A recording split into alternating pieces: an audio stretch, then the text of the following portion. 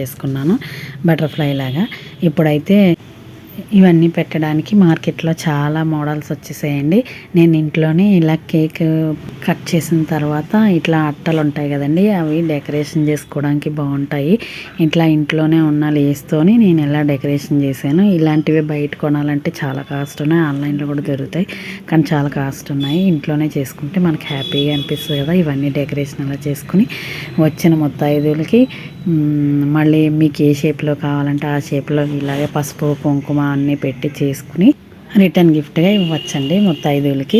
అలా ఇస్తే మనకి చాలా హ్యాపీగా అనిపిస్తుంది కదా. మన ఇంట్లో తయారు చేసినవి వచ్చిన ముత్తైదువులకి రిటర్న్ గిఫ్ట్గా ఇస్తే ఎంత హ్యాపీగా అనిపిస్తుంది. మీకు కూడా నచ్చితే మీరు కూడా ట్రై చేయండి. చాలా సింపుల్. ఏ షేప్ కావాలంటే ఆ షేప్ చేసుకుని మీరు వచ్చిన ముత్తైదులకి ఇవ్వచ్చండి. నేనైతే 6 మోడల్స్ చేశానండి. ఓకే ఫ్రెండ్స్, మీకు నచ్చితే లైక్ చేయండి, సబ్స్క్రైబ్ చేయండి. Okay friends, bye.